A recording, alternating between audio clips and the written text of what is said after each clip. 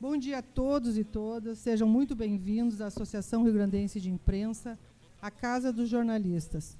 Neste ano, a ARI comemora 90 anos e temos uma sequência de eventos até o fim deste ano. Confira nas redes sociais a programação completa. Com apoio da Assembleia Legislativa, teremos hoje o painel que vai abordar o tratamento da notícia nas mídias convencionais e independentes. Para dar início aos trabalhos, vou passar a palavra ao presidente da ARI, José Nunes.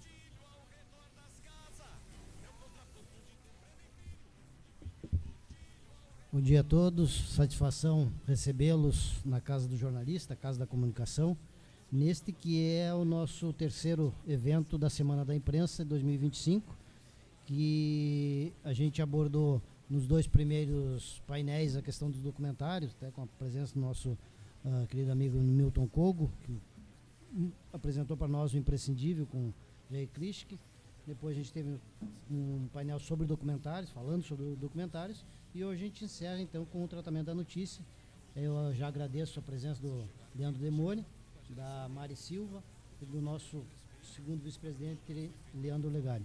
Para nós, a Semana da Imprensa, encerrando neste 7 de junho, que também é o Dia Nacional da Liberdade de Imprensa, e tem um significado extremamente importante, que a gente é uma associação que a gente tem lutado em favor da democracia, em favor da liberdade de imprensa e da liberdade de expressão. Então, nessa data, sem dúvida nenhuma, ela tem dois significados, que é a liberdade que pregou Hipólito Zé da Costa com seu jornal, o Correio Brasiliense, e agora também nessa questão da liberdade, do Dia Nacional da Liberdade de Imprensa. Então, sem mais delongas, eu passo já a palavra à nossa Tamara para dar sequência e chamar os nossos convidados. Muito obrigado a todos. Obrigada, Nunes. Então passo a palavra ao Leandro Olegário, nosso segundo vice-presidente, para conduzir os trabalhos. Obrigado, Tamara. Bom dia a todos. Saudação à presidência, à diretoria, aos convidados aqui presentes, a quem nos acompanha do outro lado da tela, né? No nosso evento, então, que é o Tratamento da Notícia, o painel Tratamento da Notícia, mídias tradicionais e independentes. E a gente celebrando, então, a Semana da Imprensa aqui na Casa do Jornalista, aqui na ARI. E eu conto com dois convidados muito especiais que eu tenho a possibilidade de reencontrar. Um eu reencontro remotamente, né? Havia conversado durante o período da pandemia, e a outra convidada eu reencontro presencialmente. Com há pouco havia, né, celebrado a questão da medalha, né, Mari? Estávamos juntos no evento lá no TJ. Então, deixa eu apresentar nossos convidados especiais, que vão fazer muitas trocas envolvendo, então, as mídias tradicionais independentes. Quem está remoto com a gente é o Leandro Demore, que foi editor executivo do site Indecept Brasil, de 2018 a 2022. Em junho de 2019, liderou a cobertura do Vaza Jato, também é autor do livro Cosa Nostra, e também em setembro de 23 foi contratado pela TV Brasil, da empresa brasileira de comunicação, a EBC, para comandar o talk show Dando a Real com o Demore. E comigo também a Mari Silva, que é jornalista formada pelo Unicinos, repórter da RBS TV, e a Mari traz sua experiência de mais de 20 anos nos principais veículos de comunicação do Rio Grande do Sul, como Zero Hora e GZH. Então, satisfação poder estar com esses convidados. Passar a palavra a Mari primeiramente para fazer uma saudação inicial e depois a gente passa para o Demore e começa a discutir e pensar, né? Porque acho que é muito importante esses espaços que a gente tem aqui de poder pensar o jornalismo, né? Pensar soluções, refletir sobre a profissão, já que falta muito isso tanto na academia quanto no mercado, esse momento de pausa, né? De interpretação, de depuração, para a gente poder refletir sobre o que a gente faz e que papel a gente tem, que impacto a gente tem para a sociedade, para que a gente possa fazer sentido, né, para essa sociedade no momento em que a atividade e o exercício profissional é muito questionado, é muito tensionado. Então, esses espaços que ali abre são diferenciais, são importantes, ainda que sejam ilhas, são fundamentais para a gente poder refletir ainda mais sobre o exercício da nossa profissão. Mari, bom dia e bem-vinda. Bom dia a todos. Muito obrigada pelo convite. Eu estou muito feliz, muito honrada de participar dessa conversa, especialmente com essas figuras aqui do meu lado. Tenho certeza que vai ser uma conversa muito rica. Complementando a tua fala, eu acho que a gente precisa sim refletir muito sobre o que a gente faz e sobre o quanto a gente ainda tem a evoluir, um serviço tão fundamental quanto esse que a gente presta, e falta bastante ainda, né, nós como jornalistas e como sociedade também avançar um pouco nessa entrega que a gente tem todos os dias. Obrigado, Mari. Demore, bom dia, bem-vindo.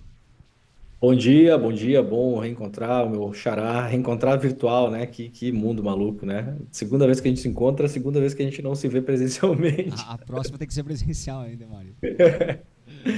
Bom dia a todo mundo, bom dia, Mário. Vamos lá, gente, vamos falar sobre essa nossa profissão que a gente estava falando fora do ar aqui, né? Quase mistura vida pessoal com profissão, você nunca sabe exatamente o que você está fazendo, em que momento está fazendo, né? É bom a gente parar para refletir um pouco. Maravilha. Começando então, Mari, esse processo da pauta, né, da construção da notícia, para quem está nos acompanhando e não tem muito essa dimensão, né, como é que se dá muitas vezes essa escolha do assunto que vai ser tratado no noticiário, assim, né? Olha, hoje trabalhando em veículo tradicional, como sempre trabalhei a vida toda, posso dizer com segurança que o que pauta o nosso dia a dia é o cidadão, é a pessoa que está do outro lado, né? A gente tem que escolher, infelizmente não temos todo o tempo do mundo, especialmente na televisão, ainda no impresso e no digital a gente tem um pouco mais de espaço para cada conteúdo, para cada editoria. Na televisão, às vezes o jornal tem meia hora de duração para cobrir todo o estado do Rio Grande do Sul. Então, a gente sempre foca primeiro no serviço, né? No que vai impactar o maior número de pessoas, que vai fazer diferença na vida delas. Aí, quando a gente fala, por exemplo, em veículos de massa, né, que é onde eu trabalho, que vai falar para o cidadão comum, que não é a mídia especializada, a gente fala de economia, a gente vai falar sobre o preço da carne, sobre o preço do pão, a gente vai falar da conta de luz. O serviço é sempre para nós essencial. O trânsito, dependendo do momento que a gente está, já não é um serviço prestado, né? Mas em outros momentos, sim, de manhã cedo, na hora que as pessoas vão trabalhar. Então, na nossa reunião de pauta, o serviço sempre vem primeiro e depois vem a reportagem, vem o aprofundamento. Claro, tem assuntos do momento que a gente precisa sempre abordar, né? O que está acontecendo e que, claro, vai impactar também, mesmo que não seja uma prestação de serviço pontual, como o preço, o trânsito, a gasolina. A gente precisa deixar as pessoas a par do que está acontecendo e sempre, claro, tentando passar por cima do desafio da desinformação, que é o combate diário que a gente tem. Muitas vezes a gente também se pauta por conta disso, né? Da fake news, do que estão falando por aí e está prejudicando o dia a dia das pessoas. Para começar essa conversa, assim, eu diria que o ponto de partida é sempre prestar o serviço e esclarecer o que precisa ser esclarecido prontamente ali no telejornal do dia a dia, né? E Demore, na tua rotina também se dá dessa maneira esse olhar, essa combinação de análise e informação? Cara, cada vez mais, né? Porque uma coisa que eu sinto muita falta, assim, é um reflexo um pouco da pandemia, né? E a gente tem agora tentado fazer um movimento, fazia antes. No Intercept era um caso um pouco específico, porque o Intercept era um site pequeno, né? Um site muito focado em investigações. Pra vocês terem uma ideia, a gente publicava uma matéria por dia, né? Qual é o veículo que publica uma matéria por dia? Né? Você pegar um UOL, sei lá quantas matérias publica o UOL hoje, 1.000, né? Talvez 800 matérias por dia, né? Então ali tinha uma questão muito específica, mas mesmo um pouco antes da pandemia, a gente tinha feito uma mudança de sede, tinha pegado uma sala um pouco maior no centro, era no Rio de Janeiro a redação, e ali a gente já tinha feito um canal, um estúdio, né, para o canal de YouTube. A gente tinha o canal, mas ainda não fazia o que se convencionou depois chamar, né, desses videocasts e mesacast e tal. Isso era 2019, né? Final de 19 a gente se mudou. E aí veio a pandemia e a gente inconscientemente estaria preparado para aquele momento, né? Porque ali na pandemia foi que estourou, né? Esses que ficaram mais famosos, o Flow, o Podpah e tal. E isso eu vejo assim que acabou, tava todo mundo em casa, né? E virou meio hype, né? Ficou todo mundo vendo esses podcasts, né? E eu vejo como isso influenciou também o jornalismo que começou a ser feito depois, né?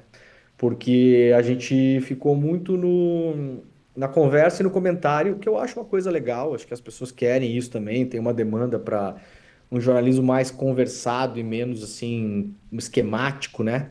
Eu acho que fez um bem estético assim pra gente que vem de um passado que eu comecei em rádio, por exemplo. Então, tudo muito esquemático, né? Você sabe o jeito do programa, o jeito de ler a cabeça, o jeito de apresentar a notícia, de encadear uma na outra. Você sabe a hora que vai entrar a previsão do tempo, a bolsa de valores. Tem uma fórmula, né? E eu acho que ajudou a imprensa a se redescobrir um pouco como um ambiente de conversa. Isso achei uma coisa bem positiva, assim, aproximou mais das pessoas. Eu vejo que aumentou até a questão de relevância e audiência, né? As pessoas que estavam muito. A gente estava num momento muito ruim da imprensa, né? Muito ataque, assim, muita gente com interesse comercial também, de enfraquecer a imprensa dita assim, profissional, né? Porque estavam montando seus canais e ganhando seus dinheiros, então também tem um interesse comercial que às vezes a gente esquece que tem pessoas que são simplesmente concorrentes comerciais da imprensa, né? Não estão fazendo aquilo por ideologia que não seja outra, que não seja o negócio, né? Mas ao mesmo tempo, eu acho que a gente perdeu um pouco nessa história da conversa, algumas essências importantes, assim. E uma delas a gente viu na pandemia e viu na enchente, que é a questão do serviço, né?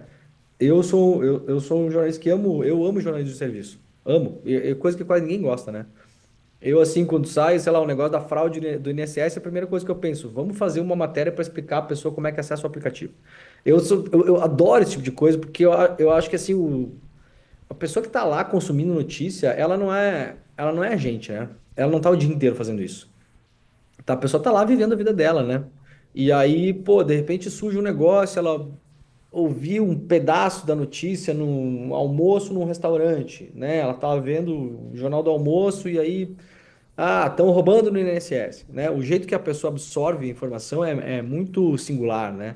Aí depois ela vê um pedacinho na internet, alguém manda um link para ela, daí quando ela se deu conta, ela se dá conta que ela tá no meio daquela história, porque é uma aposentada, né? Ou um aposentado, ou um pensionista. E aí eu sempre me coloco no lugar da pessoa. As pessoas não sabem o que fazer, né, gente? As pessoas não sabiam o que fazer quando a água começou a subir.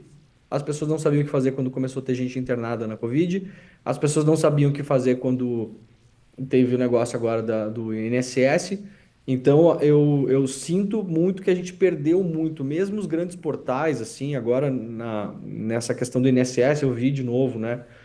Pô, demorou assim, cara, sei lá, dias para o G1 e o UOL e tal, que tem estrutura, tem condições, conseguem se organizar melhor, né? Para ter um serviço do que fazer, o que fazer, quem foi atingido, como que você pode saber se foi você, qual que é o aplicativo, tem um telefone, não tem um telefone. Então, acho que agora a gente tem também um momento que seria bom, interessante as redações, né? Quem comanda as redações, é, lembrar que a nossa função também é essa, porque eu acho que isso, no fim das contas, não adianta a gente bater contra o esquema de pessoas que estão tentando destruir a credibilidade da imprensa na porrada, sabe? A gente tem que se fazer útil. Você não vai convencer alguém que a imprensa presta para alguma coisa só dizendo que ela presta, né? A pessoa vai se dar conta quando a água subir e o único lugar confiável que ela conseguir encontrar informação vai ser na imprensa, não vai ser no Pablo Marçal, não vai ser no Nego Di, né? Esses caras são muito ótimos para entreter as pessoas e para, como diz um amigo meu, fazer o truque da bolinha, né? Que era uma mágica, um golpe clássico que tinha na plataforma aí da rodoviária, né? Fica o cara lá com a bolinha, cadê a bolinha, cadê a bolinha? Tudo bem, mas chega na hora H, quem vai morrer afogado e quem vai se salvar não vai ser quem vai olhar o cara que tá fazendo o truque da bolinha e falando que a imprensa não presta, né? Então, eu achei interessante esses dois movimentos deram um norte pra gente, assim, tanto da pandemia, a confiança na imprensa, segundo as pesquisas da pandemia, aumentou, né? Saiu uma pesquisa do Datafolha, eu acho, e vinha caindo muito, aumentou porque as pessoas precisavam de informação confiável para não morrer. E elas não iam procurar no perfil do Nego Di e nem de um outro paspalho qualquer. Elas iam lá no Zero Hora, na Folha, no ICL, sei lá, no Intercept, nas novas e nas antigas, nas independentes e nas não dependentes, mas naquilo que ela enxergava como imprensa, né? Confiável, que tinha rostos, pessoas, editores, repórteres, jornalistas que acertam e erram, mas não estão ali de sacanagem, né? E nas enchentes também eu notei isso, né? A cobertura, por exemplo, das rádios, né? Foi um negócio fora, né, de outro mundo, assim. A cobertura da Rádio Gaúcha foi um negócio impressionante. Eu fui acompanhando, né, nos primeiros dias. Depois, acho que todo mundo conseguiu correr atrás e chegar num ponto, mas mesmo o Jornal Nacional demorou, a Globo demorou para chegar, né? Tava no final de semana que tinha um show, acho, que era, não era Lady Gaga, era Madonna, não sei o Madonna. que que era, né? Madonna, isso. Então, assim, isso atrapalhou também, né? E daí a importância da imprensa local de serviço, né? A Gaúcha é uma imprensa local, né? Uma imprensa regional de serviço, né? E não só a Gaúcha, todas as outras rádios também. Então, eu acho legal a gente começar a voltar a pensar nisso nas redações também. Para que que a gente presta, sabe? Para que qual que é o momento que a gente presta? É um pouco motorista de ambulância, né? É o primeiro socorros, é assim, esse momento acho que na pandemia a gente perdeu um pouco, ficou muito mais na conversa do que né, no serviço. E agora com a enchente, acho que a gente teve uma lição aí de relembrar um pouco para que a gente está aí, né? E na rotina do trabalho do ICL, Demore, tem mais essa possibilidade de trazer outras pautas, outros assuntos, fazer uma outra conversa com outro público idealizado também? Tem essa possibilidade, essa dimensão? Cara, é difícil, sabe? A gente tentou fazer no Intercept também. Tem um negócio que eu fico brincando que é o jovem hipotético leitor de notícia, né? Então, assim, cara, eu acho que é perseguido por todas as empresas aí, né? Ah, vamos conquistar os jovens, precisamos trazer os jovens. E eu sempre falo, cara, jovem não lê notícia, cara. Jovem escuta música e vai pra bodega, entendeu? É assim, eu mesmo na faculdade, eu não sei qual que é a experiência de vocês, mas eu na faculdade de jornalismo, quando tinha 19 anos, da galera que eu via, na época não tinha site de internet direito, né? Isso eu tô falando de 99, 2000, né? Cara, pessoas que caminhavam com o jornal debaixo do braço na Famecos eram poucas, na faculdade de jornalismo. Tipo, a galera não tá. Então, assim, a gente tem concentrado muito no público que a gente conseguiu atingir, né? O ICL tem um público um pouco mais velho, que é por um lado interessante, que é um público mais velho, que boa parte dele não era consumidor de notícia até então. Isso eu achei bem interessante, né? A gente fez um levantamento aí no ano passado. Então, é um público de 30 a mais, tem uma faixa grande aí da galera dos 30, né, 30 a 40, e depois tem uma faixa grande também de gente mais velha mesmo, assim, de 50 a mais, 60, 70. É, tem um perfil muito de funcionário público de médio alto escalão, professor universitário, pesquisadores, profissionais liberais. Tem essa galera que é mais velha, que a gente pode chamar um pouco de classe média progressista, assim, que você vai ter um espectro grande aí, né? De professor universitário a, sei lá, médico, mas assim, que tem uma inclinação, né? Mais humanista, nem progressista, nem de esquerda. Às vezes a pessoa só não é babaca, né? Nos tempos que a gente vive, não podemos separar o mundo em gente babaca e gente não babaca. Mas o que a gente notou é que tem muita gente que não tinha costume de acompanhar a notícia, mesmo velha, né? Mesmo mais idosa, assim. Então e eu acho que a gente conquistou esse público que a gente faz os nossos programas são muito explicativos também, né? A gente tem agora que está começando, desde o ano passado, ter mais apuração própria e tal, mas o ICL ele surge nessa esteira dos mesacasts, né? Então ele surge sem apuração própria, ele surge fazendo, ele comentando e analisando notícia dos outros, né? Desde o ano passado agora, a gente tem um site, tem uma redação, tem jornalistas, tem repórter, tem apuração. A gente fez uma série de coberturas já também. A gente foi para Cisjordânia, para as enchentes, a gente acompanhou, foi para fazer cobertura da ONU em Nova York. Então a gente já faz um ano e pouco que a gente está fazendo mais cobertura e conseguindo destrinchar e explicar as coisas que a gente cobre, apuração em bastidores, né? Mas antes não tinha muito isso. Então tem uma tradição ali recente, né? Porque o site é novo, o canal é novo, né? Fez 3 anos agora. Mas são uns programas muito explicativos. Eu acho que isso acaba chamando a atenção de quem não acompanhava a notícia. Então, quem acompanha a notícia já está meio treinado, né? Para ouvir a notícia e depois pesquisar e ir atrás. A gente não costuma dar notícia desse jeito. A gente já explica, já traz os bastidores, já traz os atores, quais são os interesses envolvidos, o que que os caras estão olhando, o que que as pessoas não estão vendo que está por trás da briga do Musk e do Trump, na verdade.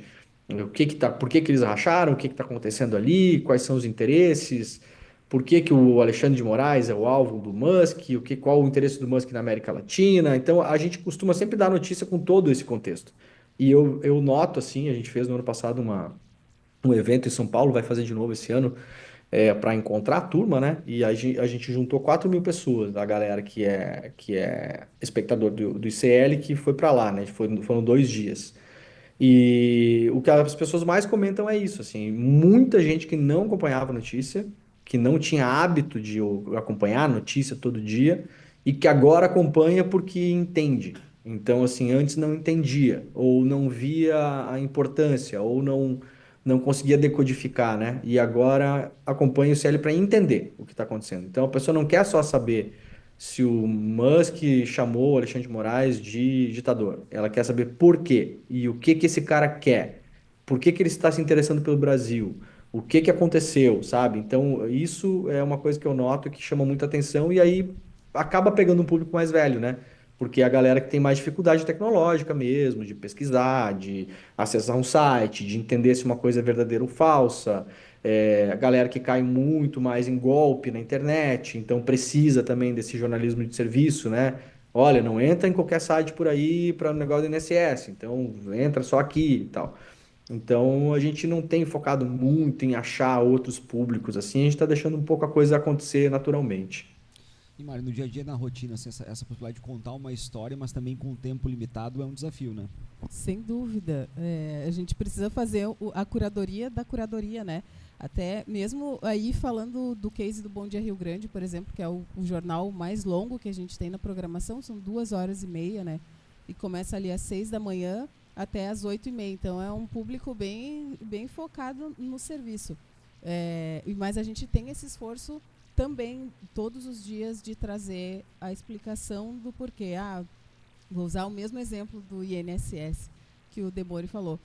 De ter as pessoas já sabem o que está acontecendo, a gente parte desse pressuposto. Tem um movimento acontecendo, mas no que eu tenho a ver com isso, né? Como é que eu vou fazer? Para quem que eu ligo? Aí a gente tem ali um advogado que vai falar o que é essencial para a pessoa saber. Advogado não liga para as pessoas para oferecer dinheiro, para oferecer solução. Começa por aí já. Então, se tu receber um contato, já desconfia. Já vai atrás. Mas onde que eu vou atrás, né?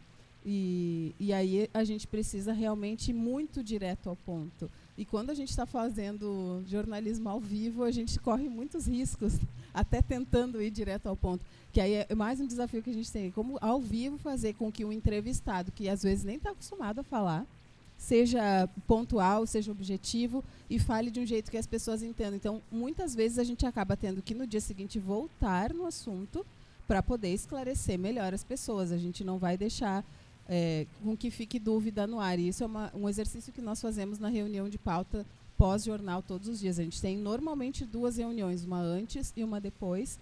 E nessa reunião depois a gente já começa analisando o que a gente mostrou no ar. Isso todos os nossos jornais, os 3, né, da programação da RBS TV. A gente faz a reunião de pauta e depois a gente faz a análise logo que acaba o jornal. O que a gente teve hoje, o que a gente foi bem, o que a gente precisa melhorar, o que a gente não deve mais fazer, porque tem muitas coisas que a gente vê na hora que não funcionam, que não são serviço, e o que não é serviço para nós já é um critério para a gente excluir, né? Então, aqui a gente não entra mais porque também não ajuda nada. E a gente tem uma interação muito grande durante os jornais com o público. A gente tem canais de WhatsApp que ficam abertos e as pessoas realmente participam. Elas mandam ali dúvidas na hora que está passando o VT ou o vivo e a gente consegue muitas vezes ainda dentro da edição responder as dúvidas das pessoas sobre aqueles assuntos. E aí também, de novo, vou reforçar o que o Demori falou sobre a gente conversar mais, que é muito importante também. Desde 2022 ali para cá a gente vem fazendo isso com muito mais força, né? A gente inclusive teve reformulações nos estúdios, nessa apresentação da notícia, né? Os apresentadores entram mais como pessoas esclarecedoras ali do que como âncora que chama o repórter fulano e traz um dado, né?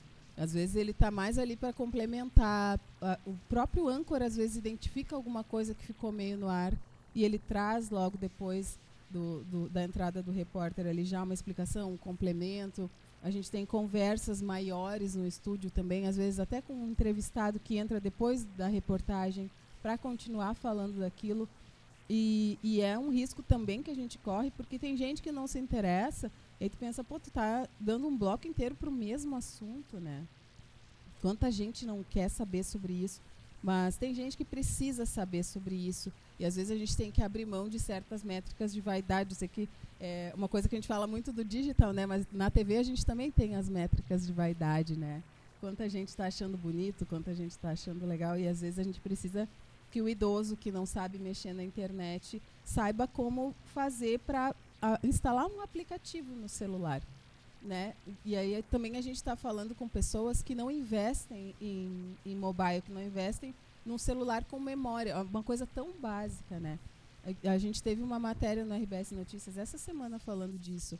O Jonas Campos foi lá mostrar um curso para pessoas idosas aprenderem a baixar programas do INSS, da Receita, do governo, de coisas que elas precisam saber. E vai além de, eu não sei mexer. Tipo, o meu celular não tem memória, eu não consigo baixar. Como é que eu faço? Daí tu vai no site, mas no site eu não confio. Aí explicar que tem que ter um HTTPS no final. E muitas pessoas dizem, não, mas eu prefiro ir no banco, eu prefiro ir na agência pessoalmente. E vai acontecer, mas é importante a gente ter como mostrar para as pessoas que elas podem sim. Tem gente que não tem dinheiro para ir, daí mora lá na periferia, não tem dinheiro para pegar um ônibus e ir, ou não tem condições físicas, né? O idoso tem passe livre, não tem condições físicas de pegar um ônibus, não tem ninguém para levar ele para ir. E a pessoa vai ficar em casa esperando a vida acontecer? Não vai, né?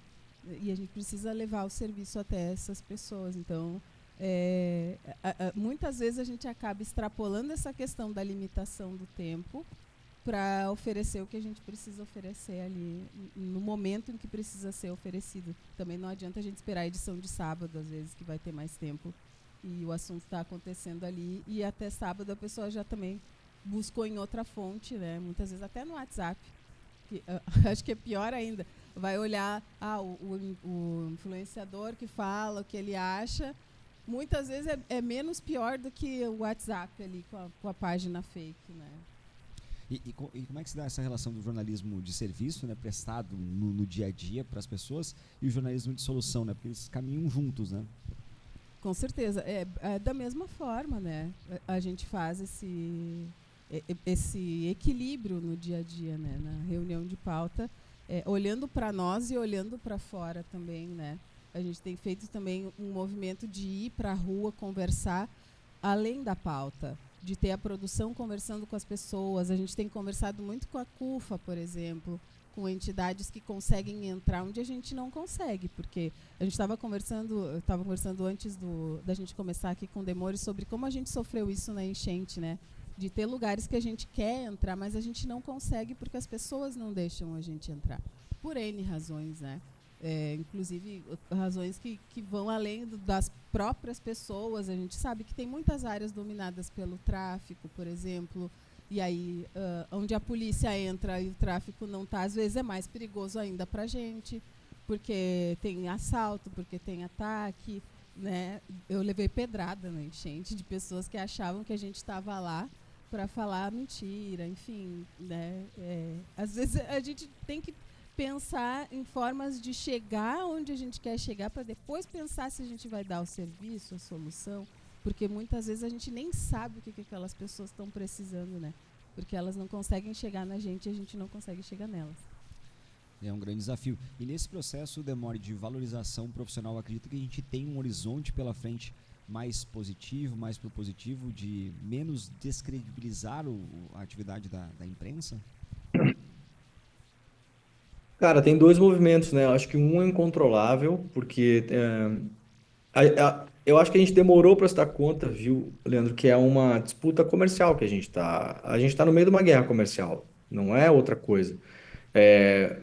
Claro, muitas coisas que aconteceram nos últimos anos era uma disputa para você destruir a credibilidade da imprensa, que era uma disputa político-religiosa no sentido de algumas denominações evangélicas estarem ligadas a um grupo político no Brasil, que o interesse deles era basicamente controlar o que as pessoas recebiam de informação, né? Então a gente demorou para se dar conta disso também, né? Teve todo um esquema que foi um esquema que o objetivo final era basicamente fazer com que as pessoas parassem de acessar a imprensa e acessassem só os canais que essas pessoas diziam que era onde tinha informação confiável. Isso a gente viu acontecer, né? Então, seja o zap da igreja, seja o zap do candidato, do ex-presidente e tal, não sei o quê. Isso era importante para eles, porque eles sabiam que precisavam controlar o que a gente chama hoje, né, de narrativa e tal, não sei o quê. Precisavam controlar isso.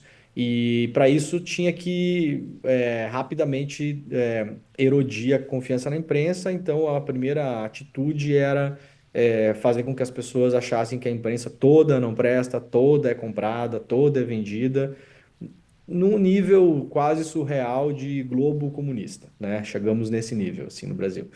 É, o que é engraçado, mas é ao mesmo tempo triste, né? Porque e tudo bem se a Globo fosse comunista, fato é que não é e nunca foi, né?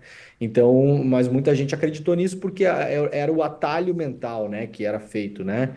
De você associar alguma coisa a comunismo, não sei o quê, é um atalho mental que foi identificado muito rapidamente que você não precisava explicar muita coisa. Você pegava assim e falava, olegário comunista. Bom, para 30% das pessoas você já não presta mais, você é assassino, ladrão, tem que ser preso, tem que morrer, né? Então, conseguiram fazer isso, por um lado.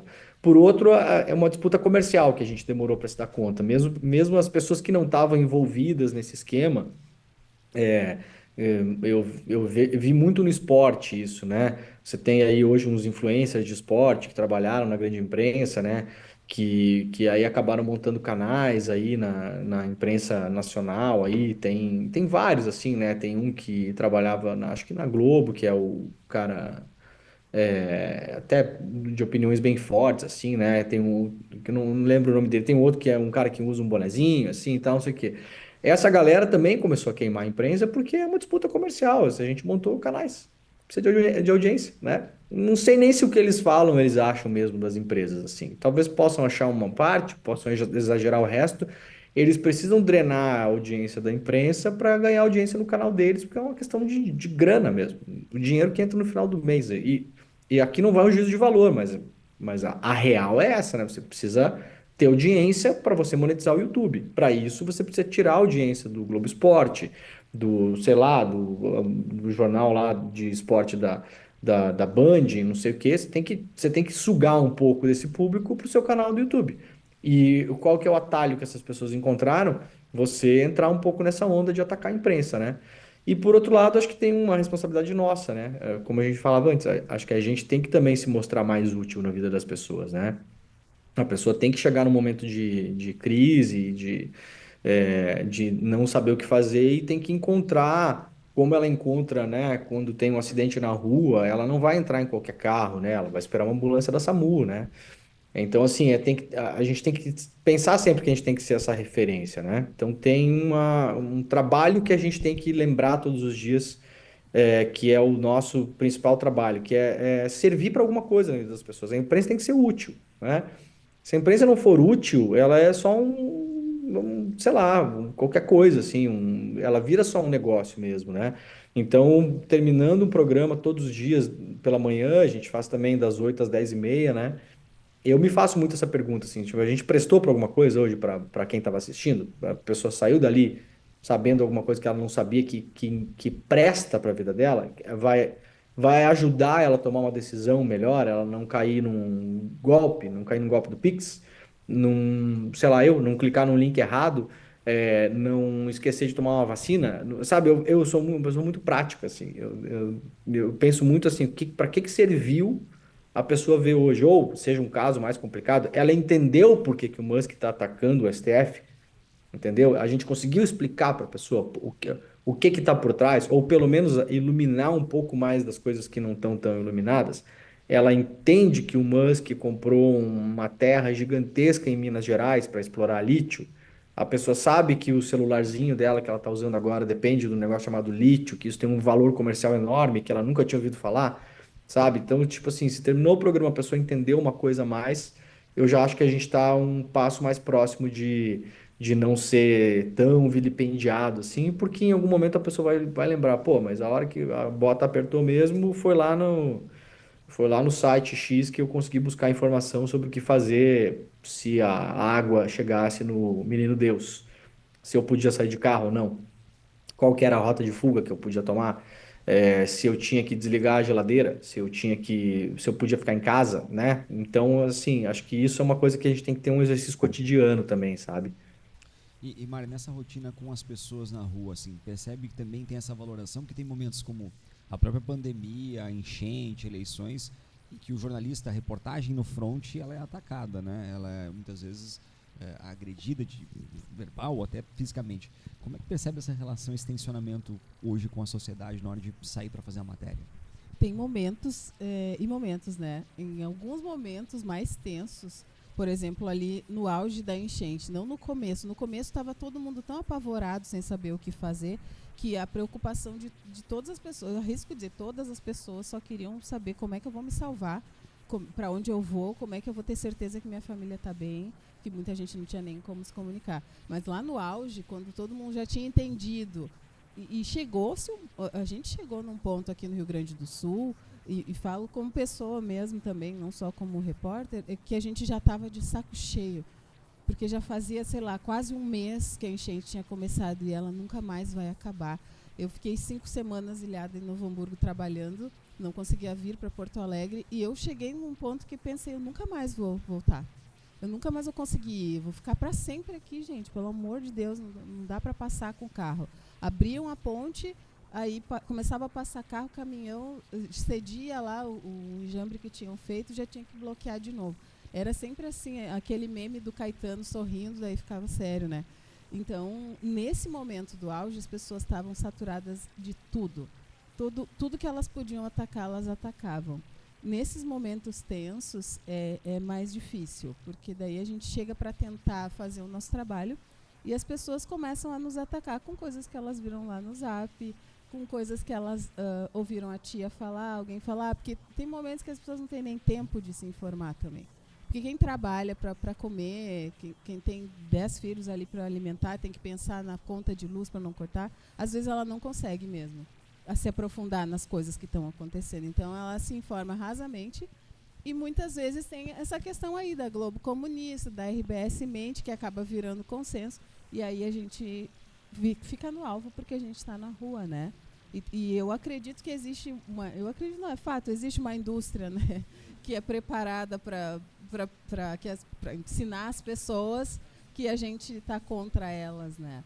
Em momentos mais tranquilos da vida, a gente já é super bem recebido, assim. Eu vejo que são ondas. Não é uma coisa, pelo menos na minha experiência na rua, não é uma coisa constante, não. Independente do território, assim.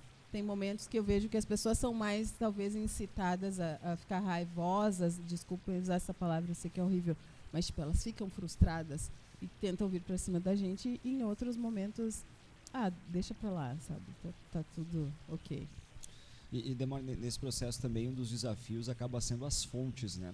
Como é que se pode ter um trabalho melhor de aprimoramento na hora de escolher essas fontes que vão compor tanto a análise quanto a informação, uma notícia, um programa? Como é que a gente pode melhorar isso para que a interpretação desse mundo seja também mais útil, né? Como tu trouxe para a sociedade, né? Cara, isso é um ponto sensível, né? Porque eu, pelo menos no meu dia a dia, eu noto assim que o mundo tá cada vez mais complicado, né? A gente, sempre como jornalista, você está servindo ao interesse de alguém mesmo sem saber, né? Isso deveria ser óbvio para qualquer jornalista, né? Não quer dizer que seja assim, é uma contingência da informação, né? Toda vez que você dá uma informação, você pode potencialmente estar beneficiando alguém que você às vezes nem se dá conta, né? Nem sabe. E esse benefício não quer dizer um negócio ilícito, né? Você pode estar. Se você dá uma notícia que as pessoas têm que sei lá, não beber e dirigir, você eventualmente está beneficiando o plano de saúde, porque vai ter menos acidente de carro, o plano de saúde vai gastar menos com você, né? Então, assim, isso é uma relação direta, né? Se você está fazendo uma campanha para todos os carros terem cinto de segurança e airbag, você está privilegiando a indústria do airbag, né? Alguém está ganhando dinheiro com essa informação, né? Não é uma coisa ruim, né? Botar airbag no carro, parabéns para quem vende airbag, né? Então, quero dizer assim, você sempre tá, a notícia sempre tem efeitos, né? Eu acho que cada vez menos a gente consegue enxergar, sabe, cara? Cada vez mais difícil, assim, principalmente cobertura de política. O mundo hoje está hiper concentrado em. O poder está muito concentrado em alguns grupos. Esses grupos hoje são transnacionais e são enormes. Muitas vezes você não sabe com quem você está falando. É muito doido isso. Eu tenho cada vez mais essa sensação. Antigamente, sei lá, não muito tempo atrás, 10 anos atrás, 15 anos atrás, vai. Você ia cobrir um negócio de licenciamento ambiental, por exemplo, que foi super discutido no Rio Grande do Sul por causa da enchente mesmo, né? Já que a gente está nesse tema. Derrubaram várias questões, né, ambientais, né? Fizeram várias modificações de legislação, então antes tinha mais proteção e aí acabaram derrubando essas proteções e tal. Até uns anos atrás era mais fácil de identificar quem estava fazendo lobby, por exemplo, para derrubar essas coisas. A gente tinha, por um lado, financiamento privado de campanha, o que para jornalista e para a sociedade em geral eu achava melhor do que é hoje, porque talvez a galera não lembre, mas até uns anos atrás as empresas podiam doar para campanhas. Então você sabia exatamente quem estava pagando a campanha do deputado X. Então você sabia o que é que ele ia fazer na Câmara. Estava bem claro isso, assim. Você olhava a conta de qualquer deputado, sei lá, na época, eleição de 2008, sei lá o quê. Um que eu lembro de cabeça que a gente olhou na época era o Osmar Terra, né? Tava muito em voga e tal, não sei o quê. Quem pagou a conta do Osmar Terra? Daí na época era um monte de plano de saúde, hospital e tal. Então, laboratório. O que ele vai fazer lá? Ele vai trabalhar para essa gente, né? E tudo certo, é da democracia. E o nosso trabalho como imprensa é ver se ele está fazendo um trabalho que interessa à sociedade ou à galera que pagou a conta, né? Hoje você não tem mais financiamento privado de campanha. Então, hoje, na verdade, a gente está muito às cegas. A gente não sabe para quem que os parlamentares estão trabalhando. E eles estão trabalhando para alguém, sempre. Pode ser para um grupo social, pode ser uma região, pode ser para um movimento, pode ser para uma empresa, pode ser para um. Sabe? Os parlamentares estão lá porque alguém colocou eles lá. E cada vez menos a gente tem parlamentares que estão lá pelo voto popular, como a gente entende, né? O voto popular. Tem esses fenômenos de última hora, assim, que a gente viu, né? Erika Hilton, mas são poucos, assim, né? Que você vê, assim, que tem um carisma que conquistou uma parte da população e que a galera foi votar. A maior parte dos congressistas hoje são homens de meia idade para cima, ricos, a maior parte deles, que ou são eles mesmos donos de grupos econômicos hiper, mega milionários, ou respondem a esses interesses. Só que a gente não consegue mais ler tanto isso. Você não sabe exatamente mais pela boca de quem essas pessoas estão falando. Então, pelo menos para mim, para o meu dia a dia, cada vez mais difícil você ter assim confiança em fonte, né? Você tem que ter mais pé atrás do que se tinha antes, tem que falar com mais gente, tem que ir com mais cuidado. Eu vejo muita apuração que é publicada, principalmente em off, que assim claramente você está servindo a um interesse, né, evidente ali, sem explicar o que está acontecendo. Então, eu acho que isso, por um lado, dificultou o nosso trabalho. Por outro, o que eu acho bacana, assim, é que as fontes também a gente tem mais chance de diversificar fontes. Quantas fontes que eu encontrei nos últimos anos aí que eu conheci a pessoa no Instagram, né? A gente não tinha isso antes. Você pegava, assim, a imprensa, ainda é bastante, mas já foi pior. Ouve sempre as mesmas pessoas.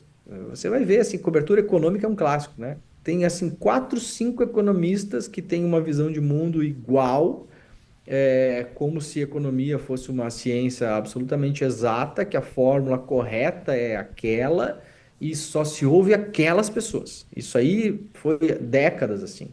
Hoje já melhorou um pouco, mas em outras várias áreas, quantas pessoas, às vezes você está rolando o feed do Instagram, aparece alguém falando sobre um assunto, e daí tem um olhar super original, tem um outro jeito de abordar aquela questão que você nunca viu. E daí, por conta da viralização de um vídeo, você clica no perfil e vai ver que a professora da Universidade Federal, né, da Bahia. E você nunca ia saber que aquela pessoa existe, né? Não estava no seu radar, não era uma fonte da imprensa. Eu, particularmente, meu cardápio de fontes, assim, ele aumenta muito com a internet. Eu acho que não tem semana que eu não descubro uma pessoa interessante, é, que está olhando a coisa por um ângulo que geralmente não é abordado, né? Que aí a gente acaba chamando para o ICL para dar uma entrevista, para fazer uma fala durante uns 10 ou 15 minutos, às vezes, para ver também se a pessoa funciona, se vira bem no ao vivo, né? Que não é todo mundo que consegue fazer, né? Se dá certo, se consegue ser clara, ter clareza, se fica, sabe? Então, assim, e são pessoas que estão fora do radar, não são pessoas consolidadas, que têm berço, que estudaram na USP, que não sei o quê. Às vezes não, às vezes é uma pessoa que tem um canal de YouTube em Goiás e que consegue ter uma clareza de leitura política e explicar as coisas para as pessoas melhor que a minha, sabe? Que chegue muito mais gente, que tem muito mais identificação com a galera do que eu. E eu não saberia que aquela pessoa existia até pouco tempo atrás. Então, tem um pouco esses dois lados. Acho que as fontes institucionais do poder tá mais difícil, porque tá mais difícil de ler a quem aquelas fontes estão, para quem elas estão trabalhando, né? E mais assim, no dia a dia, ficou mais legal até. A gente tem tido conversas e aprendido com pessoas que até anos atrás a gente não ia nem saber que existiam, e agora a gente consegue descobrir, seguir, aprender com a pessoa, chamar para entrevistar, chamar para um evento, chamar para uma fala, levar junto numa cobertura. Então, isso tem esse lado legal que tem acontecido também. E Mari, também como é que você dá esse cuidado com a fonte, né? A seleção das pessoas que vão participar dessa história a ser contada, né? A gente tem, com toda certeza, agora um universo muito mais amplo com a internet, né? O que bate muito na gente no dia a dia é o tempo. Porque, às vezes, a gente entra em contato com 6 fontes diferentes, a gente busca diversificar, só que só quem pode estar ao vivo ali às 8 da manhã de amanhã é aquele cara que falou já no outro dia. E aí, muitas vezes, a gente não consegue abrir mão de dar o conteúdo, né? A ideia é não abrir mão do conteúdo. Então, é um desafio muito grande e que eu acredito que a gente precisa evoluir bastante ainda nessa questão das fontes. E porque, assim, o desafio é uma coisa que a gente vai ter sempre, mas não é impossível, né? E é um exercício que a gente precisa fazer, fazendo meia-culpa mesmo, nas redações, não só de TV, de jornal aqui, da imprensa tradicional, de fazer com que a diversidade entre nessa questão das fontes. E aí, nem falo só de o cara que estudou, né? Também a pessoa negra, né, a pessoa que é de povos originários, a pessoa que está lá na margem e que ninguém nem pensa na hora de pensar em fonte. A gente pensa nessa pessoa sempre como case, né? Mas essa pessoa também é fonte. Também tem coisas muito importantes sendo feitas na periferia, no quilombo, né, na tribo, seja lá onde for que essa pessoa esteja. Acho que falta bastante assim nesse caminho da gente buscar mais a fonte em momentos que a gente não precisa dela. E acho que é o que a gente ainda não consegue fazer direito, né? Não que a gente não tenha a intenção, não tente, mas a gente precisa ter aquele momento que a gente pode fazer uma coisa que não é correr atrás da pauta. E, vamos nos antecipar, vamos daqui a pouco buscar alguém que amanhã vai poder ser uma fonte de um assunto importante, né? E saber identificar isso também quando a gente está na rua. Muitas vezes a gente esbarra numa pessoa que não tem nada a ver com a pauta, troca 2 palavras com ela e vê que ela é uma potencial fonte para um assunto daqui a pouco lá na frente. E construir uma agenda um pouco menos truncada, né? Aí minha resposta é precisamos melhorar nesse sentido. A gente tenta, mas acho que precisamos buscar formas de fazer acontecer de verdade e não só em novembro a gente ter fonte de pessoa preta, porque é o mês lá da consciência, né, sobre essa questão. E sobre todas as pessoas, todas as camadas que a gente tem aí, que não estão na PUC, na URGS, na USP. Bom, abrir agora então espaço para perguntas aqui do nosso auditório. Wilson Romero, nosso diretor. Ali, vou passar o microfone ali. A gente vai pedir então para quem fizer a pergunta se identificar na nossa transmissão e aí fazer a pergunta para os nossos convidados, Leandro Demore e Mari Silva. Bom dia a todos e todas. Na realidade, muito menos do que pergunta, meu caro Leandro Olegário. Eu venho trazer uma mensagem do presidente da BI, que eu sou integrante do Conselho Deliberativo e membro da Comissão Nacional de Liberdade de Imprensa, e casualmente hoje é o Dia Nacional da Liberdade de Imprensa. Então, a mensagem é exatamente isso, nesse sentido de saudarmos esse grande dia que nos interessa sempre, né, essa bandeira defendermos todos como jornalistas. A defesa da liberdade de imprensa está no DNA da ABI, assim como está no da ARI, junto com a defesa da própria democracia, nos disse o presidente jornalista Otávio Costa, da ABI. Nesse contexto, se dá a luta contra as fake news e a necessidade urgente de regulamentação das grandes plataformas. E ele reafirma o que nós sempre reafirmamos: a direita é inimiga do bom jornalismo. O Dia da Liberdade de Imprensa marca a data em que jornalistas reunidos em histórica assembleia na sede da ABI, no Rio de Janeiro, lançaram a Carta pela Liberdade de Imprensa, ou Manifesto pela Liberdade de Imprensa. 3.000 jornalistas de todo o país assinaram o documento que denunciava a opressão e a censura a que estavam sujeitos durante a ditadura militar. A Carta pela Liberdade de Imprensa era uma resposta à crescente censura e controle exercidos pelo regime militar sobre a imprensa, e ele foi divulgado em 7 de junho de 77, por meio de um evento na ABI, um ato de resistência e protesto contra a falta de liberdade de expressão e aquilo que ainda a gente vê, por mais que tenhamos terminado um período muito negro da nossa história, o cerceamento ao trabalho de jornalista. E o documento denunciava aquilo que hoje nós continuamos denunciando: a luta em defesa da liberdade de imprensa e pela democracia. Então, saudamos aqui em nome da ARI, da ABI, o Dia Nacional da Liberdade de Imprensa. Viva para todos nós, a imprensa livre. Obrigado, Romero. Aplausos. Alguém gostaria de fazer uma pergunta? Cláudia Coutinho, nossa primeira vice-presidente. Oi, bom dia a todas e todos. A minha pergunta vai para a Mari, para o Leandro. Como buscar o equilíbrio entre a necessidade e a exigência da apuração e a necessidade imposta por ser online, e não se frustrar com isso? Tu diz da apuração por ser online, em que sentido? Muitas vezes a gente tem a necessidade de colocar ao vivo. Não, tu tem a reportagem, mas tu tem um horário para colocar a matéria ao vivo no online, e isso tu não tem a demanda de tempo necessário para apurar como tu deveria. Então, às vezes tu vai atropelando essas possibilidades de buscar novas fontes para ficar com a notícia mais rasa, vamos dizer assim. Entendi. Obrigada pela pergunta, Cláudia.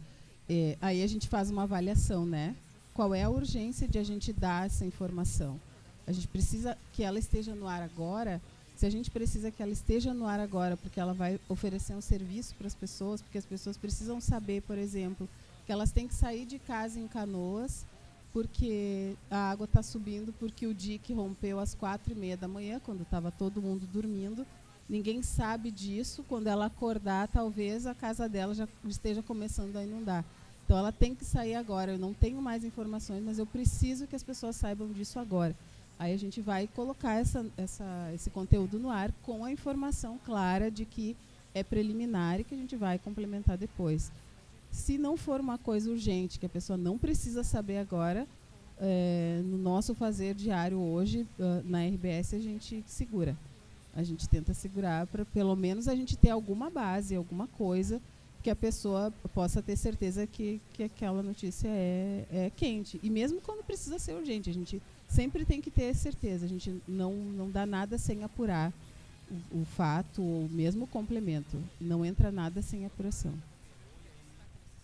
Demore. Sabe que isso não é um dilema novo, né? Eu trabalhei, agora, claro, com o vídeo as coisas ficaram um pouco diferentes, mas eu fui editor do Terra em 2005, 4, 5, 6, eu acho. Não, 5 e 6, que foi a reeleição, né? Foi a eleição grande, foi Lula e Alckmin, e teve os aviões da Gol e da Latam e os ataques do PCC, que eu lembro que foram esses mais ou menos esses temas aí na época que eu era editor de notícias do Terra, que era aí no centro, né? Aí na João Manuel. Tinha um prédio grande ali, que a redação de notícias era aí, e a redação de esportes e diversão era São Paulo. E já era uma questão na época, né? A gente estava vivendo ali bem o começo dessa questão da pressa do digital, né? E eu me lembro que a gente tinha uma grande concorrência, não existia o G1 ainda, então os grandes concorrentes do Terra eram o UOL e o IG, que era um portal que acho que não existe mais hoje, né? Então era Terra, UOL e IG. A gente ficava ali brigando pela audiência todos os dias e tal, não sei o quê. E aí tinha, quando eu cheguei na redação, tinha era considerado furo você dar qualquer coisa antes dos outros portais. Então, sei lá, você está num evento de campanha do Alckmin. E aí ele falou, sei lá, o quê? Vamos trazer água para o Nordeste. Aí a gente dava às 8h52 e o UOL dava às 8h54. Ah, parabéns. E que era uma coisa completamente idiota, né? Que não é um furo, né? Mas isso é um commodity, né? Um evento que o cara falou no microfone. A única coisa que você conseguiu digitar mais rápido, apertar um botão antes da outra pessoa. Não... Então, assim, tava se descobrindo ainda, né? Depois essa métrica um pouco caiu, né? Assim, porque aí começa a atrapalhar o jornalismo mesmo, né? Porque o que que a gente fazia muitas vezes? Publicava uma notícia só com a manchete e um parágrafo e depois ir atualizando, né? Ainda se faz um pouco isso, mas quando são casos emergenciais, né? No Terra, na época, a gente aloprava, né? Qualquer coisa, então, assim, dava antes de todo mundo. Sim, mas assim, e a qualidade da coisa, e a confiança da informação, e a pessoa que entrou ali, clicou e tem duas frases escritas e se frustrou e nunca mais volta. E começa a achar que a gente não é sério, né? Porque isso, a pessoa começa a olhar e fala, pô, essa galera aqui não é séria, né? Pelo amor de Deus, né? Gastou meu tempo de vida para clicar num negócio que tem duas frases, né? Sendo que a primeira repete a manchete. Então, assim, tem que ter um cuidado muito grande com isso, né? Acho que a internet, ela é um pouco... esse tempo real, ele é uma armadilha, principalmente em rede social.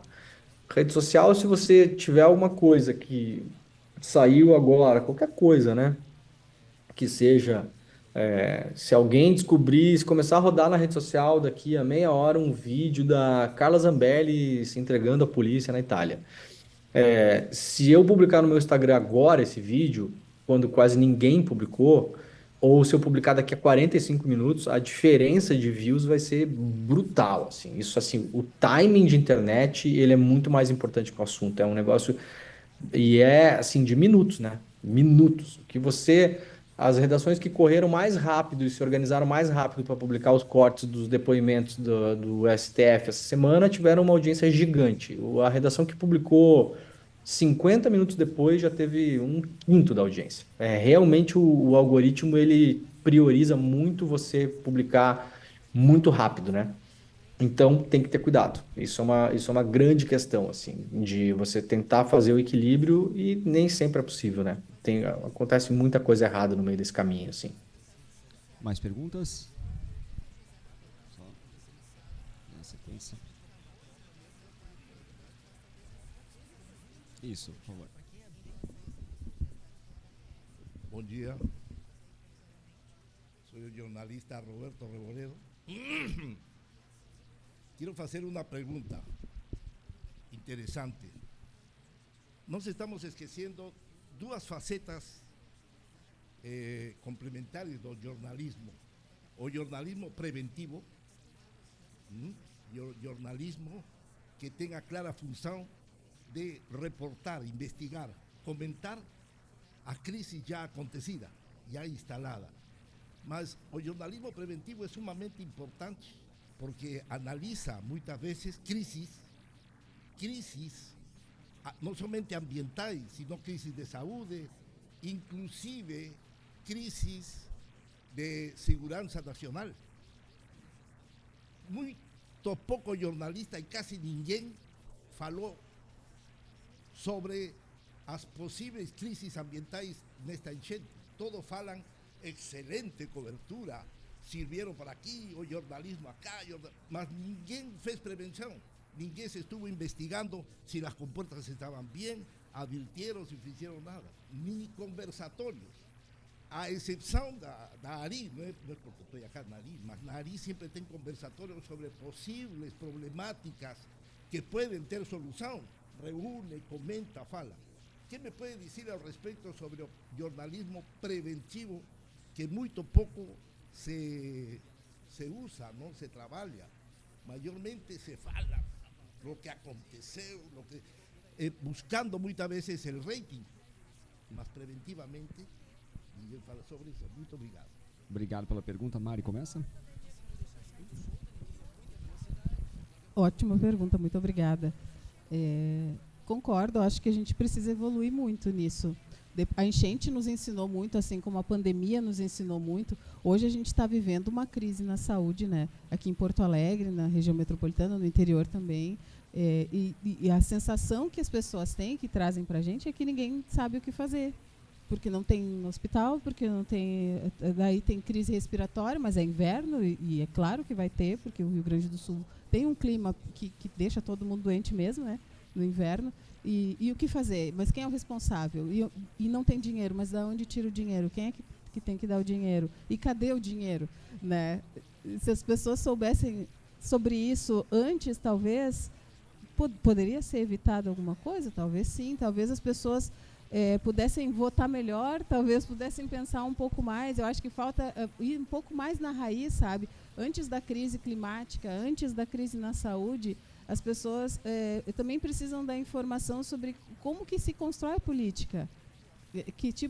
Que é uma política pública?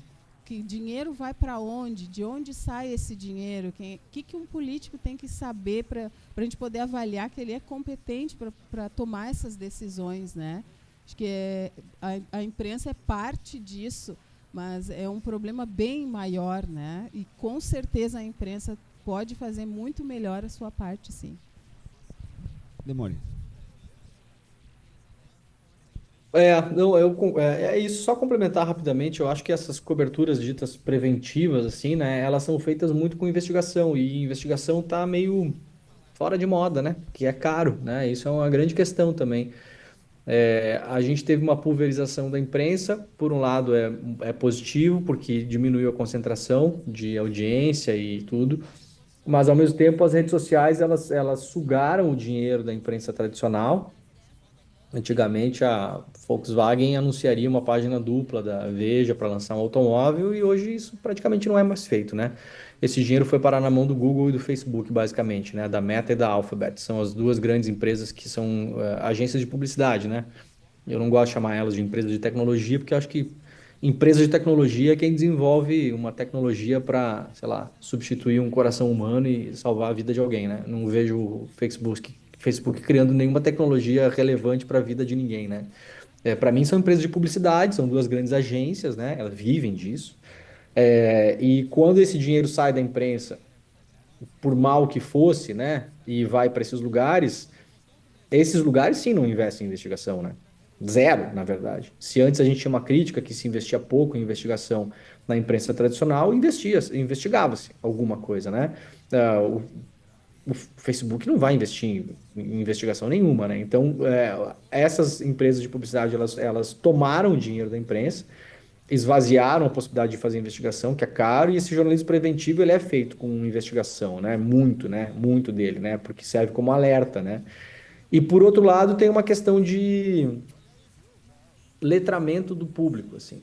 O público não consome essas matérias, gente. A gente sabe disso, a gente acompanha a audiência. A gente, assim, se eu, segunda-feira, às 8 horas da manhã, abrir o ICL Notícias primeira edição, falando da Carla Zambelli, eu, em 20 minutos, vou chegar numa audiência de 200 mil pessoas. Se eu abrir falando da COP30, as pessoas vão sumir do programa. O que é mais importante para o mundo? A COP30, as discussões ou a Zambelli? A COP30, óbvio. Mas a gente tem uma dificuldade do público em perceber. E nesse ponto, eu sou muito crítico à imprensa no geral, mas nesse ponto, sinceramente, não é por falta de tentativa. Os colegas sabem quantas matérias a gente publica de violência policial, de abuso nas periferias, de questões ambientais, as pessoas não se interessam. Não se interessam. Isso é um fato. A gente consegue medir hoje ao vivo a audiência, né? Você começa a falar nessas questões, a não ser que esteja envolvido numa polêmica.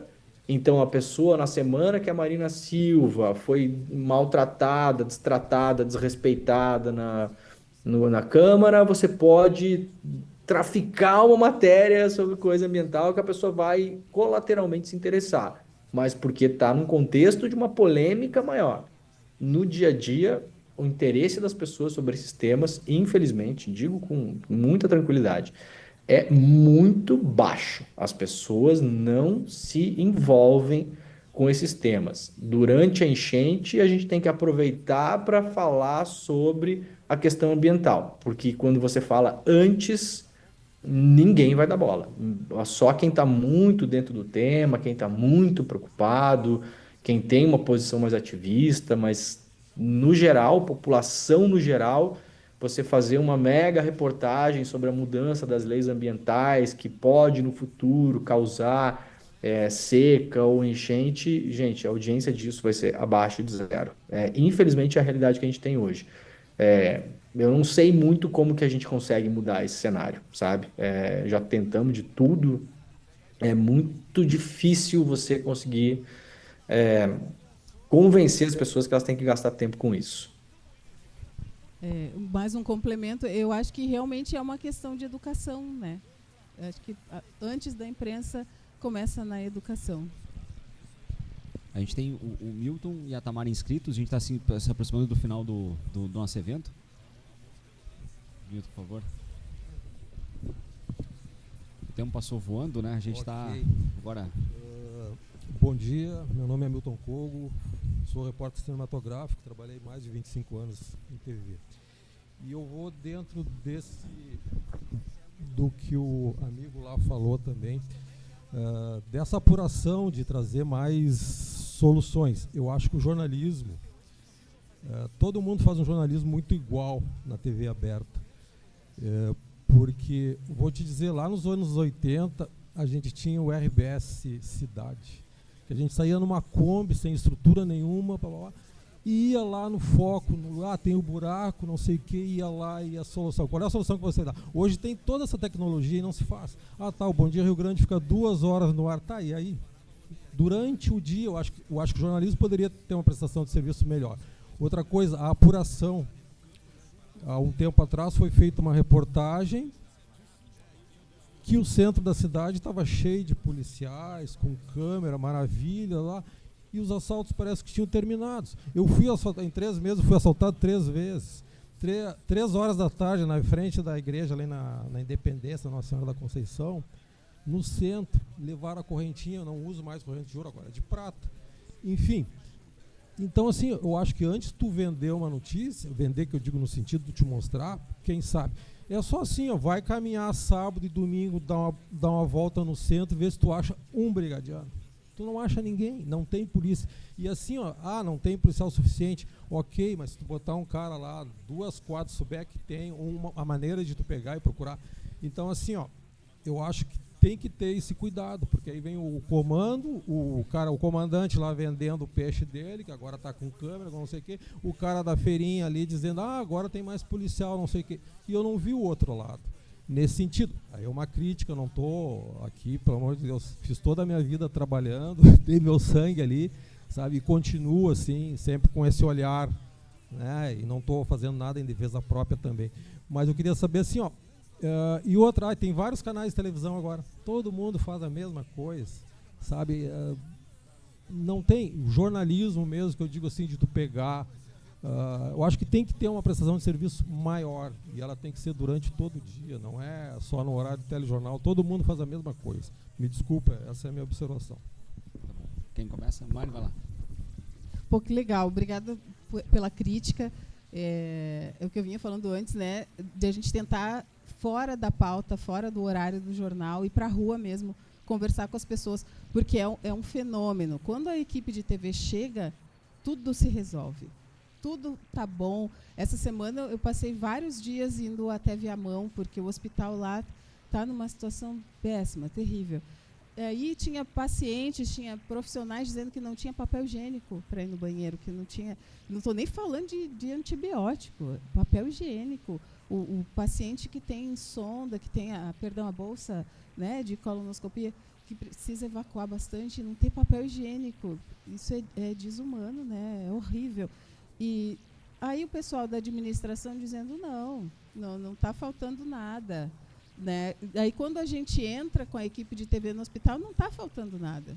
Mesmo, sim, porque naquele dia, de manhã, alguém tinha ido lá e colocado tudo que faltava. E a gente falou isso no ar, eu falei isso no ar, né? Nós entramos, não identificamos, mas as pessoas estão nos dizendo que foi colocado tudo hoje de manhã cedo. E enquanto a gente estiver indo com a equipe, com a canopla no local, vai ficar tudo resolvido na hora. Mas eu concordo contigo, sim, cada vez mais a gente precisa fazer esse exercício de ir fora do horário, à paisana, olhar e conversar com a CUFA, conversar com a associação de moradores, conversar com o líder comunitário, com quem vive o dia a dia no lugar e pode dizer o que acontece quando eu não estou lá com a câmera ligada, né? Demore. Eu concordo com a crítica. Eu acho que principalmente na TV o jornalismo ele é muito igual, né? Falar de hoje, né? Eu reporto isso a predominância grande da Globo, né? Todo mundo copiou a Globo, na verdade. Isso não é culpa da Globo, né? Isso é culpa das outras, né? Se a gente pegar as outras emissoras, assim, muito se tentou se copiar um modelo, né? Quando a Record investiu muito aí, uns 10, 15 anos atrás, tinha até aquela que virou até piada, né? O nome dos programas, né? Eles jogaram os programas da Globo numa caixinha com os papeizinhos e sortearam os nomes ao contrário, né? Porque era o Domingo Espetacular, o, sei lá, o Esporte Legal, sei lá, eu não lembro dos nomes, né? Mas era propositalmente feito para você emular a grade da Globo. O que, por um lado, uma estratégia comercial faz um certo sentido, né? É uma estratégia comercial que vários setores da economia usam, né? Desde de refrigerante até sei lá o quê. Não tô assim, nem vai, não dá tempo da gente descer nessa crítica, né? Tô só fazendo uma constatação. Acho que o jornalismo de televisão é muito igual porque a Globo teve um domínio sempre muito grande e quem veio atrás veio correndo atrás, né? O SBT sempre fez um jornalismo obrigatório, né? Se não fosse obrigado por lei, não teria. O Silvio Santos cansou de falar isso, né? É, a Band também faz uma coisa, tem uma característica ali, mas eu acho que também tem o jornalismo de televisão ele acaba se repetindo, né? Mas ao mesmo tempo, eu acho que na internet eu não acho que é tudo igual. Na internet eu acho que tem muita coisa diferente, né? Tem assim, hoje dá para escolher o que tipo de jornalismo você quer. Só que o que falta na internet é dinheiro, né? Esse é o problema. Então, para você conseguir ir lá em tal lugar, não sei o quê, tudo custa muito caro, né? A gente foi cobrir o velório do Mujica agora, vê, uma viagem de 3, 4 dias, né? Com um repórter, um cinegrafista, um fixer local e despesas mínimas ali para fazer uma cobertura simples, que é uma cobertura de velório, né? Parada, assim, você não tem nenhum gasto adicional, né? Você fica parado lá e fazendo imagem, né? O ICL consegue fazer, mas quais canais de internet conseguem fazer hoje? São poucos, né? É uma cobertura que vai custar, sei lá, 30, 40 mil reais para fazer. É pouco, é muito. Assim, para a internet no geral, ainda é muito dinheiro, né? Os canais que ganham dinheiro na internet, que são esses canais de mesa cast, eles não fazem jornalismo. Então, também isso é um problema, né? O dinheiro está concentrado na mão hoje de alguns poucos canais que não fazem jornalismo. Fazem debate, conversa, treta, Demone. briga, confusão, né? Então, acho que é um pouco isso. Demone, pegando o gancho aqui, o nosso presidente traz essa questão da taxação das plataformas. Como é que enxerga esse movimento assim? Cara, eu acho que a gente perdeu uma grande chance de mudar esse cenário, sabe? Porque o PL 2630, o assim chamado PL das fake news, né? Acho que até o nome atrapalhou um pouco a discussão, né? Ele era um momento de regulação, né? De você regular o sistema todo, principalmente dessas empresas de publicidade, Meta e Facebook, Meta e Alphabet, né? Principalmente. Lembrando que Meta, para a gente não esquecer, né? Meta é Facebook, Instagram, WhatsApp, né? E o Google é o Google, que é a página mais acessada do mundo e é quem direciona as nossas ações cognitivas, né? As primeiras 10 referências na primeira página do Google é onde as pessoas vão clicar. Então, o Google nos direciona como a gente vai pensar, inclusive estruturar o nosso pensamento, não é pouca coisa, né? Tinha lá no PL uma projeção, porque o que acontece hoje, né? E eu vou falar de novo, eu sou sempre muito criticado em relação a isso, mas eu vou lá e eu vou de novo. Estou, inclusive, sendo processado por isso, por um site de esquerda no Brasil, mas tudo bem, não vou polemizar em relação a isso. O Google hoje, e o Meta e a Meta e tal, eles escolhem para quem eles dão dinheiro. É assim que funciona, escolhem. Quanto? Não sabemos. Os contratos são todos sigilosos, com cláusula de sigilo. Ninguém fala sobre eles.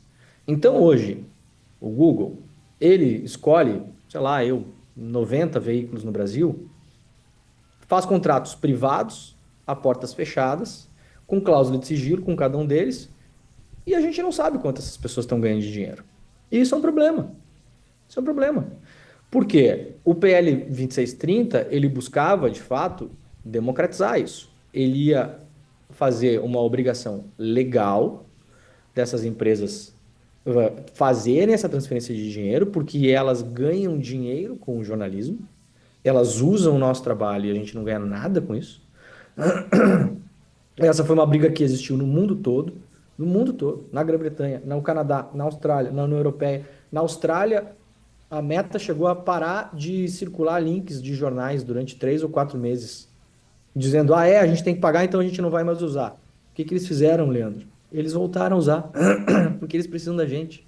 Sem a gente, eles não existem. As pessoas, elas estão o dia inteiro envolvidas com notícia na internet, seja verdadeira ou falsa, seja para comentar, seja para criticar, seja a vida das pessoas gira em torno de notícia, em torno do nosso trabalho.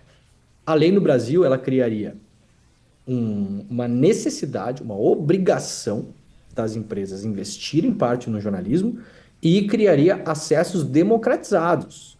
Então, todo mundo ia poder pleitear esse dinheiro, inscrever o seu veículo, colocando o que é que faz, o tamanho da audiência e tal, e isso seria escolhido dentro de regras da regulação do PL 2630. E isso aí a gente abriu mão disso. Então, o que acontece hoje? O Google e a Meta, eles têm um clube de parceiros na imprensa, de sites de mais progressistas, até, sei lá, e aí, dá bom dia, chupando pirulito. E isso não é uma questão ideológica, porque o Google e a Meta são das empresas mais grandes da história do capitalismo, então eles não estão preocupados se você é de esquerda ou de direita, se vota no Lula ou no Bolsonaro, é irrelevante para eles. Na prática, eles compram todo mundo que eles querem, a gente não sabe quem ganha esse dinheiro, não sabe quanto ganha esse dinheiro, não sabe o que tem nos contratos, e acaba que essas pessoas acabam tendo uma boa vontade em relação às pautas de regulação de redes, de responsabilização social dessas empresas.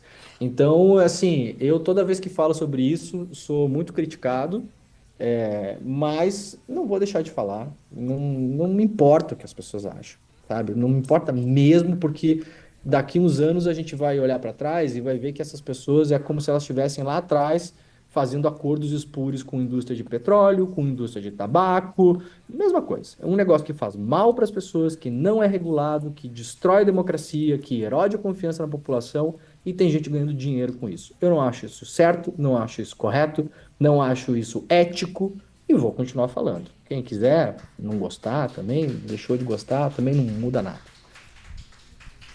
Tamara, última pergunta, reta final do nosso painel.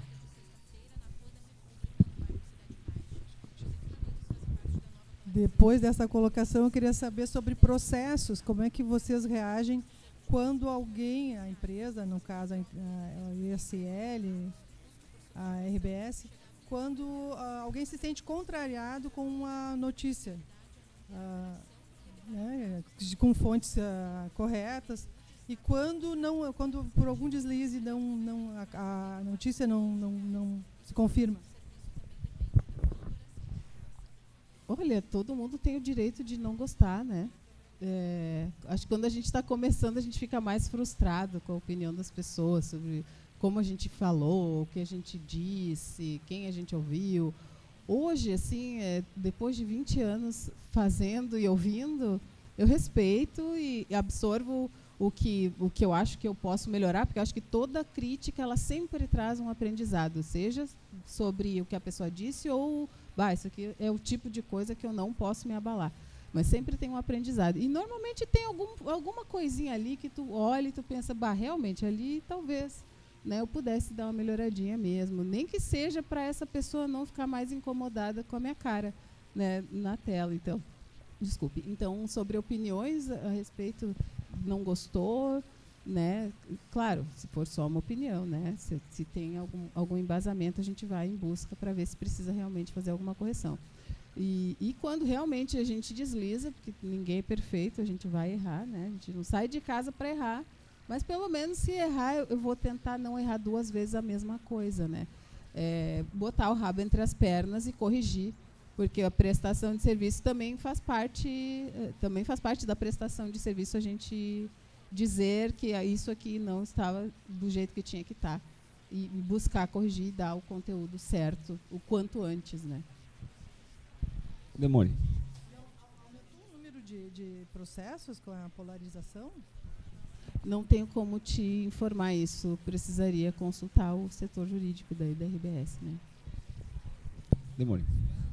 Demônio com 2 participações especiais aí em casa, a gente tá acompanhando. Fantástico. Sábado, né? Virou vários. Já tem uns 15 cachorros aqui em casa, é um mini zoológico. Mais um, bom dia. Demais. Luca, vai lembrar que tá quase acabando aqui, tá? Não, eu assim, crítica até uns anos atrás era mais difícil, porque a gente também não estava acostumado, né, com essa...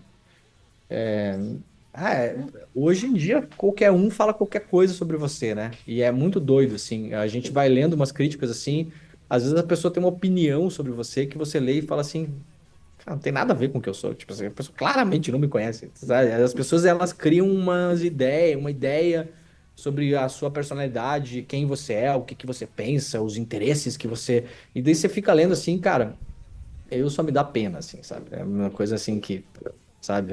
Aqui me dá preguiça hoje, assim. Não me importo mais com crítica faz muito tempo. Eu não leio comentário, não leio chat, não leio nada, não, sim. Não leio porque realmente no começo era uma questão de proteção, né? Tipo assim, cara, me fazia muito mal ler. E hoje eu já fui convencido por muitas pessoas que entendem também do riscado, assim, de psicologia social, questões cognitivas também, relação das pessoas com tecnologia, que, na real, 90% das pessoas que comentam na internet é gente maluca com o tempo. Então também não dá pra gente supervalorizar, entendeu? É doido, cara. Na internet a gente tem muito doido. Pessoa que tá com tempo, 10 horas da manhã, pra entrar num chat, xingar alguém num programa. A pessoa, cara, não tem mais muita coisa legal pra fazer na vida, entendeu? Ela tá gastando um tempo ali que, cara, eu vou dar bola pra isso? Zero. Hoje em dia, realmente não me preocupa mais. Luca, só um pouquinho, filho. E o processo já acho mais complicado. Eu acho que assim, a gente tem tido. Hoje está na moda falar em liberdade de expressão, imprensa, não sei o quê. Isso é uma preocupação antiga nossa, né? Da imprensa no Brasil. Tem uma galera que descobriu isso ontem, né? E instrumentaliza esse negócio, né? Se quiserem se engajar nisso mesmo, essa galera aí, olha, eu tenho caso aí de colega jornalista aí, mais 10 anos para trás, se quiser ajudar, tá? Na verdade, não é o que essas pessoas querem, né? Essas pessoas querem fazer bagunça só. A gente teve algumas questões aí o ano passado, o Arthur Lira processou o ICL, impedindo a gente de veicular algumas matérias. A gente está impedido, inclusive, de falar sobre um caso, né, dele. Então, assim, tem umas coisas que nos chamam mais atenção. E tem outras que, tudo bem, as pessoas têm direito de espernear, assim, e processar, e a gente lida da maneira que é possível, né? Tem casos, assim, eu agora tenho um caso, né, que eu sempre considero absurdo, né, de publisher, dono de veículo processando jornalista, ainda mais tentando fazer denúncia criminal, né, o que ensejaria prisão, né? Assim, sempre acho um contrassenso de veículos que se dizem progressistas fazendo isso. Enfim, também a gente defendendo o seu negócio, né? Também eu já não tenho mais essas ilusões, né? Não tem nenhum Mahatma Gandhi ainda tocando esses sites aí, né? Tem empresários que estão de olho no seu bolso aí e fazendo um jogo muitas vezes que o público não consegue enxergar. Então também a gente tem que saber navegar com isso e tentar se incomodar o menos possível. Bom, então assim a gente encerra o nosso painel Tratamento da Notícia, mídias tradicionais independentes. O tempo passou voando, a gente teria assunto para seguir, né? Por um longo tempo discutindo e debatendo, mas é importante esse espaço de reflexão do pensar jornalístico, né? Que a gente consegue trazer e propor aqui na ARI. Mari Silva, muito obrigado. Eu que agradeço, aprendo muito sempre, toda vez que converso sobre isso, né? A gente tem tanta experiência e nem cabe nesse laptop, nem cabe aqui nessa sala toda, Agradeço muito a vocês pela paciência de nos ouvir, pela contribuição. Leandro Demore, obrigado. Obrigado, gente. Obrigado, Mari. Obrigado, Leandro. Na próxima a gente faz presencial esse encontro por aí. Valeu, obrigado pelo convite. Valeu. Obrigado a quem está nos acompanhando do outro lado da tela e aos nossos queridos convidados, diretoria, aqui no Auditório Dari e rumo ao Bar Dari. É isso, né? Tem um quentão no Bar Dari, vamos aproveitar e confraternizar. Bom sábado a todos.